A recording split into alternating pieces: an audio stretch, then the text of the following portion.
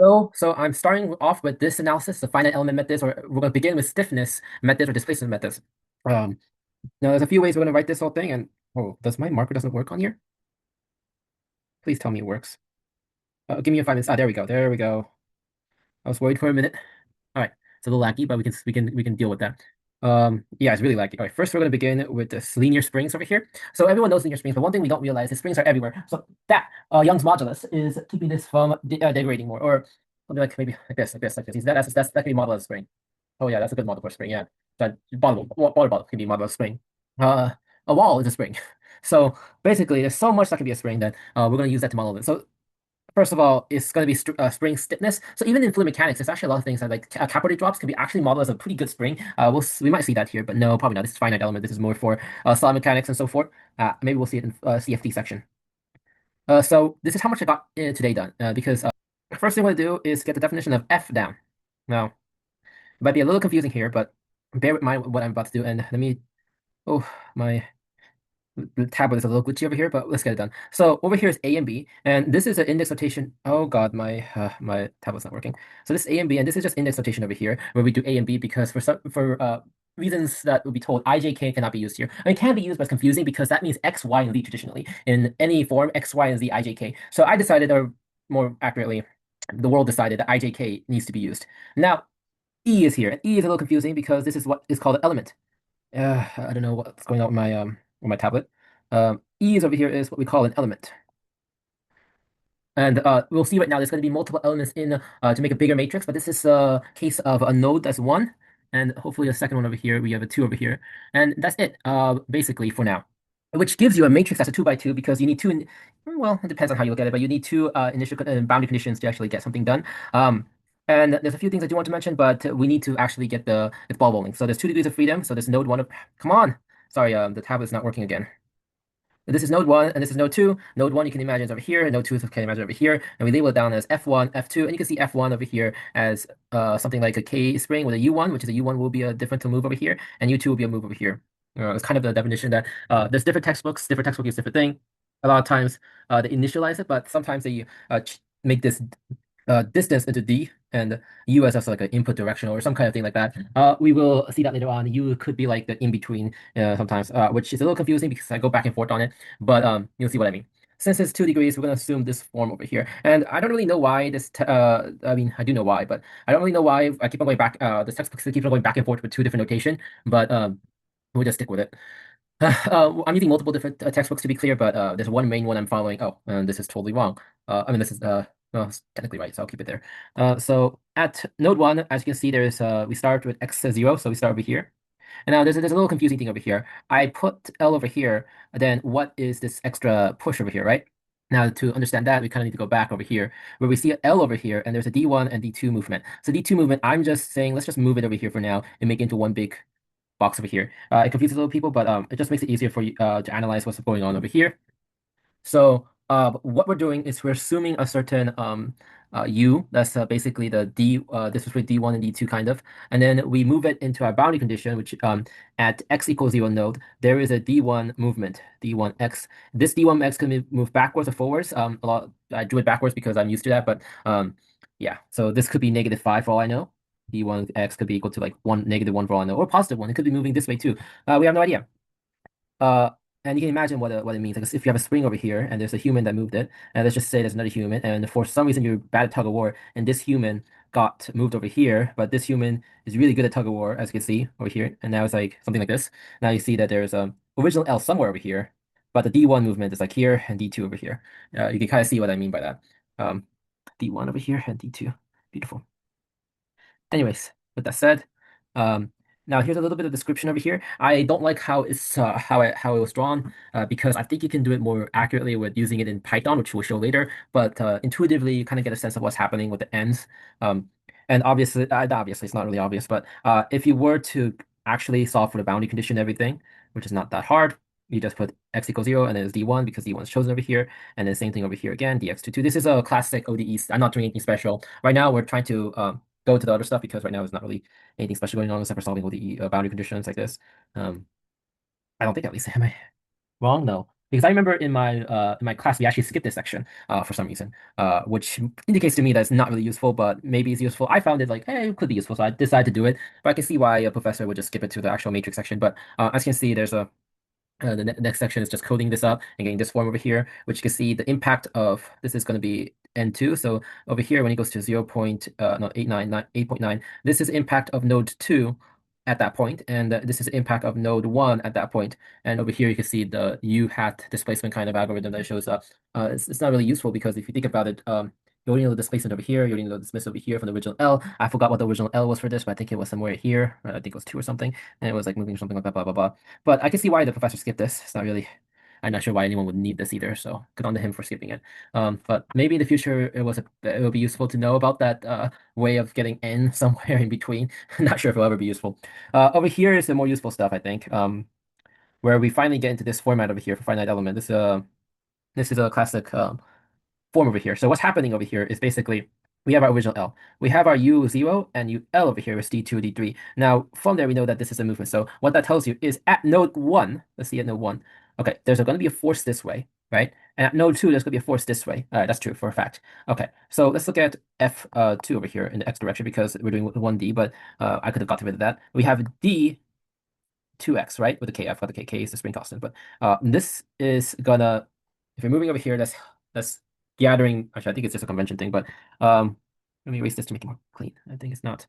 So this is 2x, so it's gonna be k, and it's gonna be d 2x minus d 1x. Speculative. Am I correct about this? Let me just double check my notation just to make sure. Yes, okay. So in this sense, it means that there is a u over here and there's a force this way. So there should be a force that way, but this is a positive convention apparently, and U2 is a negative convention. Okay. So it's opposite of mine too. No, it makes sense because I just realized what was happening. F equal negative kx. That is the spring equation, right? So what's happening here is that this over here is getting a negative force over here because this is a u, right? This is like a displacement over here in the negative direction that's not helping it. But because we have another negative, we have a positive contribution over here, which makes sense. Let me just erase this to just explain what's going on. Yeah, I mean, it doesn't really matter. It's just convention at this point. As long as you have one convention right, it doesn't really matter. But what's happening here is that I think that's why that's why the book does it this way. So we have a format over here that way, and then the opposite direction because basically this is third law that says that the other side must be the equal and opposite. So f1x equal k, d1x minus d2x bar bar makes sense. Now, to be clear over here, there are certain things I do want to mention, because you should be looking at this and saying, well, there's a displacement over here and a k over here, so there's a force technically going this way, in my opinion, and then there's a force going this way, and you're just looking for which one helps each other. But because spring force, like basically saying, is the ulterior maybe? Yeah, it probably is right. It's probably the ulterior, and ulterior need a force that way because what's happening here is that we need equilibrium basically. With finite element methods, basically you're trying to get equilibrium no matter what. So that makes sense. What's happening? You need a counter force to make it so that force equals 0. It took a long time for my brain to realize. And obviously, the T equals K delta is just a spring force. Like I think that's just a total tension force. Here is doing it in index rotation. So fascinating enough, what you have to do, because this is how it works in index rotation, basically, oh, this is T, so this is probably the inside force or something like that. Yeah, I did this a while ago. So yes, T is the terms of force definition instead of T equal Kx. Yeah, all right, yeah, that makes sense. Yeah, so it's basically just the inside-outside relationship of the tension force. Yes, but what I'm trying to say is that the outside force is supported. So what's saying over here is basically, yes, this over here gives a force over here, but the outside force is this way, and that is what F2 and F3 represent, so we're all good. That makes sense, yeah. Over here, we have index notation over here. So index notation is quite funny because, people either like them or, just okay with them. I like it because it's much simpler, but in this case, you need like a special like S vector over here, XA. So in this case equals -1 and 1. And that means when it's A is equal to 1, it's -1, and A equal to 2 is 1. Which does indicate to me that in the future, this may not be possible. But here's a cool index notation way. At the end of the day, I don't think I'll be using this again because I mean, I probably will be using it, but in a different light. I think there might be a faster way for me to think of this thing. I will get back to you when I figure it out, but I'm still stuck in chapter 1, so we'll see what the chapter 2 or something. Yeah. Anyways, here's some boundary conditions that we can put into our classic problem. So if we get this thing out and then we put boundary conditions to it, you basically get a system that you can actually solve for. And this is the main point of matrices because usually computers can do inverse pretty simply by just doing A inverse. But in this case, there was no need to do inverse, but you basically get I already put k equal 1,000 right to the original one because I move out the k first of all because all the k's are same for one of them. Um, So 1000, this is zero, so this is zero. But what the zero tells me is that this zero is not important to the case, and this zero is not important to the case. So that's why you get D1 to D1 to get the F. And then you can get D2 from that too, I guess. Yeah. Y- y- Yeah, yeah. You see over here D2, you get D2 over here, you get 0.1. And over here, F2, you're just plugging into the other equation to get the whole thing. This is basically what you do in I don't know, like please and just do it. It's not like it's not magic science, it's just solving the equation. Here is more of that, but here's where we see the pattern. The textbook does it the weird way, where these two are switched, and I'm just looking at them and like, why the hell would you switch those two? Because there's a clear pattern with these. Basically, there's a tridiagonal matrix that's created. Once you understand the pattern, it turns into a tri-diagonal like matrix like this, and you just keep on adding it up. And these are what we call in series. So you can imagine like 1, 2, 3 to the n power of infinite of those, and you can make an infinite tri-diagonal series of it. And it makes sense, right? So first off, what's happening here is that we have our base equation, and we're doing this K1, K2, and then that's it because we didn't really do more than that. And then we're looking at this and saying, can we make it into a bigger matrix? So what would happen here is that there's one connection point that we have F3, and I don't know why they put it like such a weird, but they did it this way, so I reordered everything to make it look better in my opinion. But um so here's what we do. So let me just make the matrix over here. So what you have to do is realize what is F1. At F1x, there's only one force this way, right? Which is a needed force that way to actually counteract it. But you can see over here that's the force that needs to be counteracted. Over here, you have two forces, and there's clearly a need for each of them to exist. And that's why we're going to call it F13x and F3x2, I believe. Okay, and over here, we're going to create another force outwards that's needed, even though there's a force inwards because of the machine, but it's outwards because of how it works. So that means it is F2x over here. So I already labeled it, but basically that's what's needed over here. Now, imagine having F1x over here, F2x over here, and F3x over here in a matrix format, and which you can actually simplify as Fi if you want. Now, you need a displacement vector over here, which is D1x, D2x, and D3x. Oh, because of how it was formatted, I need to change those two, but um, I still don't like how they changed it, but we can change it to that form. So over there, I need to find a better textbook, honestly. I mean, I'm using multiple of them, but I'm mismatching it too much, I think. All right, so D1 is a displacement over here. So that displacement let me see, is a positive direction over here, so it must be K1, right? And then over here at Y2, Y1, I believe. So if this is moving that way, you are getting a negative over here, right? Because this is to equilibrium is this way. So we get negative K1 over here. As long as you're pushing inwards. No, that makes oh what? You're pushing inwards to the wall, so that makes sense. Yeah. Right. Actually, we could just look over here and that's all you need to say. But what's happening is basically you're looking at this and you're pushing it, and you're pushing it. This is being squeezed basically, which means that you're trying to get outwards over here because of that, which makes going to equilibrium. But this, no matter where you move, if you push over here, it has to be negative because it's going outside and it's not pushing toward equilibrium. I made a video a long time ago about this, and now I just remember why I made a video. Over here next is going to be so at D3, no matter how it moves over here, that's just equilibrium basically. Because if you push, maybe I should get my camera on here. Imagine the spring and there's a middle point over here. Imagine you push that way, the force is always going to want to go to equilibrium. But if you push it ends like here, it's not push. It's no matter what you're doing, you're going outside equilibrium. Because if you're pushing it this way, you're basically saying, let's go outside of equilibrium. If you're pushing it this way, let's compress it outside equilibrium. Only when you move in the center does it try to go back in equilibrium because it is essentially doing that. Yeah, that makes sense. So what I'm saying is displacement at 3 is positive on both of them. So K1 plus K2. And then it's negative on the other side. And then the same reasoning for the other one. But as you can see, it's really annoying to memorize that. So instead, we memorize the basic input over here. And guess what? We just make a tridiagonal matrix, and that's just easier. Oh, that's from my memory.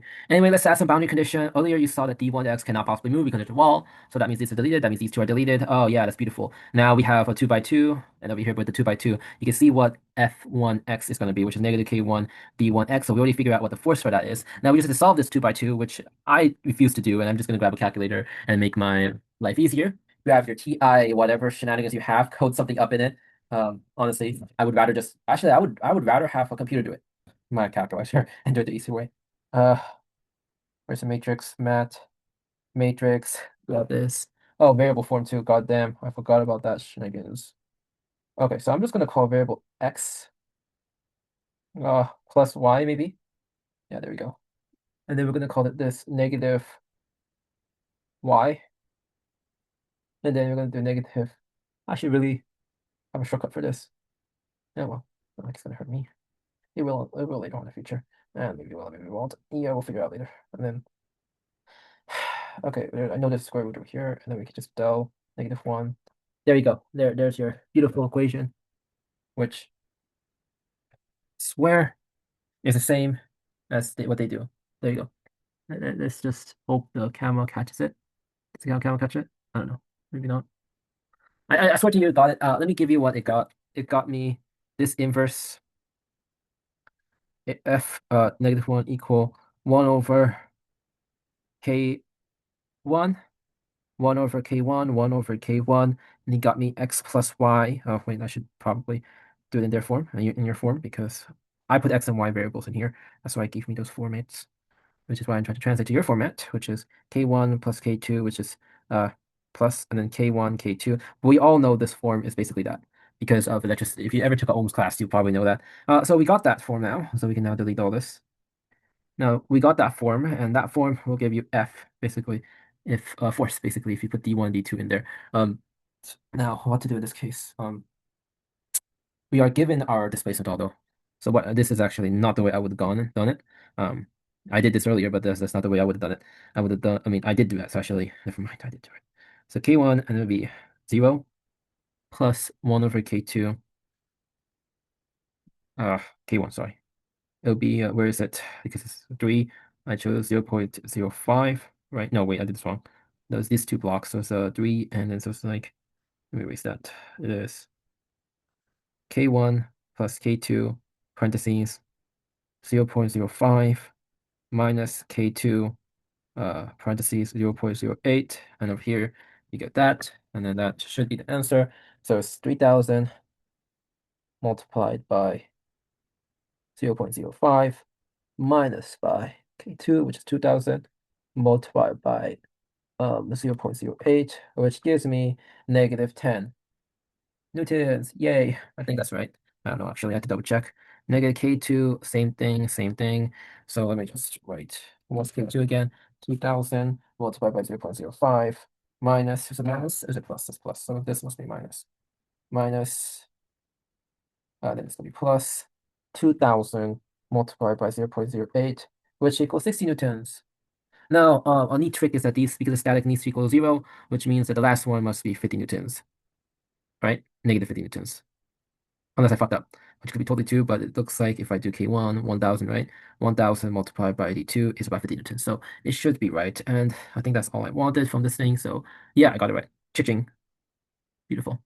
I got that right. Move on to the next section. No homogeneous. This question I asked you guys because I did not know initially why I needed this because I like usually go for dynamic questions, which means that when I go into statics, I forgot that everything is load bearing, which means it's there's like this is a question that's possible because this force over here is stagnant there. It's staying there like that, which yeah, that was really interesting. I didn't really think about it that way. But again, we're doing this thing. So we eliminate first. So how did I set up this question? The triangle diagonal, we already know how we add different ones to just stack them on top of each other. Honestly, probably the worst way of actually doing it because you really don't understand the intuitive sense of what's going on. In my opinion, you're just stacking them. So that's what they did. But in my opinion, we should have actually looked at each of the members and saying, one force over here, two force over here, and seeing what happens to each of them, every one of them. But that would take too long, genuinely. And I think you can only do it in a semester system, not a quarter system, probably. Maybe you can actually. If you flip them, maybe I can do it right now. So if F1 over here, right, you see that this is going to be positive because you need external force and not going to equilibrium over here. Does that make sense? Yeah. Yeah, okay. Yeah, that might take a while to actually explain. But I remember I made a good video about it a long time ago, so. Maybe I'll relook at that video. Okay, anyways, we know this is a wall, so this is 0 and this is 0, so we can get rid of that. We also know that the only 4 has forces, so we can actually get rid of this one, and this one as load-bearing forces. You know why? Because we're doing statics, we're not doing dynamics, which means that oh my god, we can do things like this. That's silly. And basically, you can do 0p and all right. Basically, what I'm saying is I only need this portion over here to figure everything else out because we're doing statics, not dynamics, because I forgot. Yeah, when I was reviewing this, I literally forgot that we don't have to do any of that because basically we're doing dynamics, not statics. No, we're doing statics, not dynamics, which took way too long for my brain to realize it, which is funny. And then it's minus K2. d4x equals 0. And you can kind of see the pattern over here because this k is actually just 2k because we oh no, it's not 2k. I thought it was 2k because I chose all same k, but no, we didn't because I wanted more work on myself. Um, I don't know why I chose to not do that. I would totally done that if I was smarter, but I wasn't. Um, okay, so we have this. We have our negative k over here. So you can see over here this format over here. So what happened next is basically we do this one, which is right. Yeah. Well, we can solve this, or we can do what we did last time and do it inverse.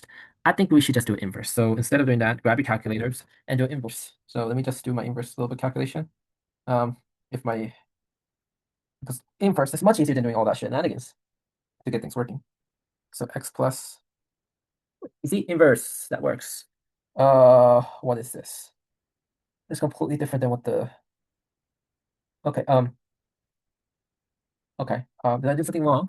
Ah, yes, I did. Okay, there's a mistake in my calculation where I forgot that we have a z because we have a x1, x2, and then we have an x2, x2, and we have an x2, so this is actually a y because this is x. Okay, this should work. Okay, this is what I get from my computer, which is basically the inverse, my calculator. The inverse of this whole thing basically boils down to y plus z, x, y plus z, plus y dot z, y, x, y plus z, plus y dot z. I realize that it might be a little confusing because I did not do it in your units, so let me just change all this to your units. So I chose K1 as x, and x is that. I chose K2 as, okay, so K2 plus K3 divided by, and this is equal to K inverse minor, because it is only these four sections over here. And then this is x, so this is going to be K1. Oh, it is just this. This is just what we get if I multiply that out. So let me just label K1, K2 plus K1, K3 plus K2 plus K3 as equal to D or something. And we can just write D over here. Let me check if every other one's the same. If every other one's the same, then I can just write as a D and a K 2. And then this is going to be a K2 again with a D. And then this one is going to be K1 plus K3. It's 3 or 2? 2, sorry. And then it's going to be D again. And then because I inversed it, D3x, D4x equals, oh, let me just flag it, K inverse 0p. So what that means is that if I were to erase this and put 0p, I should get this, which 0 and p, that equals D3, and then this true. I'm glad, congrats, it's great. Now I should plug in the numbers to make sure it's correct. Let me do this. K2 is 2000 about, yeah.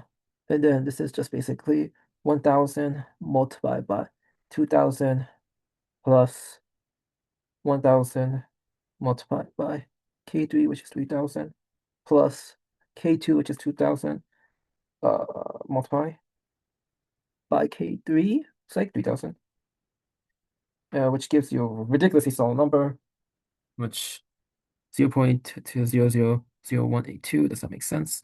What was P? P is 5000. I didn't put 5000. That makes sense. Okay. I was about to say that doesn't make any sense. There it is. That makes a lot more sense. I was about to say, no, that doesn't make sense. But now it makes sense. It is 0.909091. Okay, that makes a lot more sense. There's parentheses. It's 1000 plus 2000 plus 3000, which is 1.36364, looks like. Let me just check if that's correct now. Oh, I got it correct. I'm shocked I got that correct. Okay, cha-ching, we got it correct. We can erase all this now. Yeah, great job. Yeah, I'm gonna stop this and just do it tomorrow.